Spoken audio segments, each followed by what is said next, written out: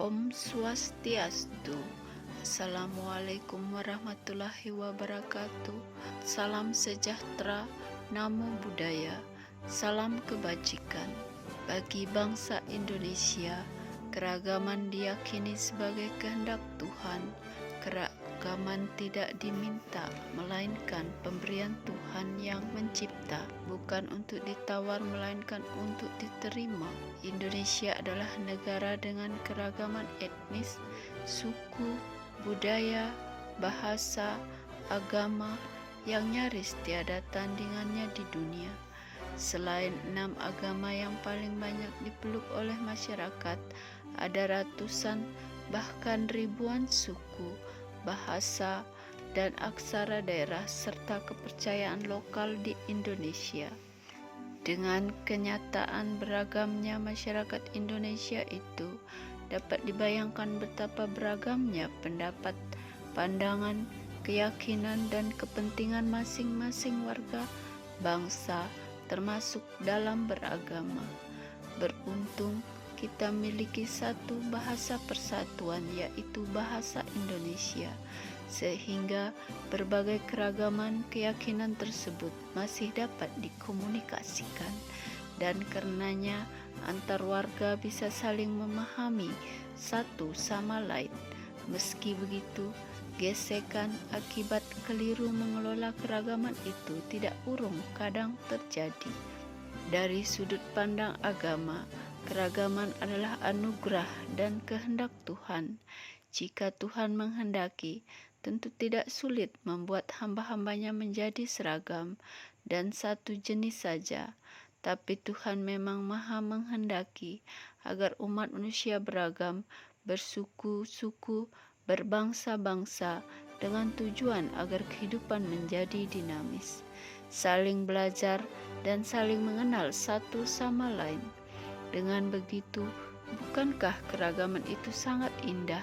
Kita harus bersyukur atas keragaman bangsa Indonesia ini.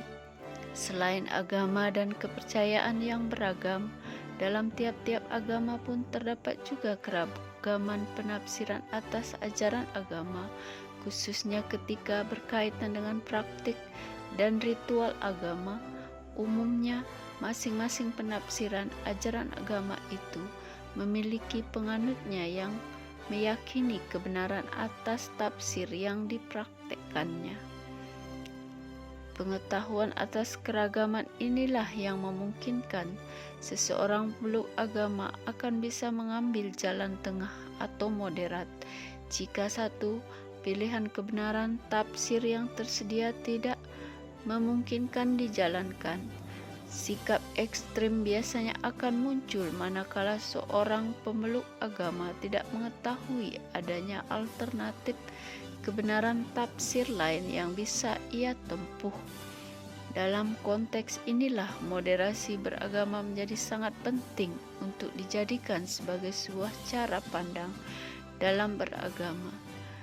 Di Indonesia, dalam era demokrasi yang serba terbuka, perbedaan pandangan dan kepentingan di antara warga negara yang sangat beragam itu dikelola sedemikian rupa, sehingga semua aspirasi dapat disalurkan sebagaimana mestinya. Demikian halnya dalam beragama. Konstitusi kita menjamin kemerdekaan umat beragama dalam memeluk dan menjalankan ajaran agama sesuai dengan kepercayaan dan keyakinannya masing-masing. Ideologi negara kita, Pancasila, sangat menekankan terciptanya kerukunan antar umat beragama. Indonesia bahkan menjadi contoh bagi bangsa-bangsa di dunia dalam hal keberhasilan mengelola keragaman budaya dan agamanya, serta dianggap berhasil dalam hal menyandingkan secara harmoni cara beragama sekaligus bernegara. Konflik dan gesekan sosial dalam skala kecil memang kerap terjadi, namun kita selalu berhasil keluar dari konflik dan kembali pada kesadaran atas pentingnya persatuan dan kesatuan sebagai sebuah bangsa besar, bangsa yang dianugerahi keragaman oleh Pencipta. Namun demikian, kita harus tetap waspada salah satu ancaman terbesar yang dapat memecah belah kita sebagai sebuah bangsa adalah konflik berlatar belakang agama, terutama yang disertai dengan aksi-aksi kekerasan. Karena agama, apapun dan dimanapun, memiliki sifat dasar keberpihakan yang sangat erat dengan muatan emosi dan subjektivitas tinggi, sehingga hampir selalu melahirkan ikatan emosional pada pemeluknya. Bahkan bagi peluk fanatiknya, agama merupakan benda suci yang sakral, angker, dan keramat.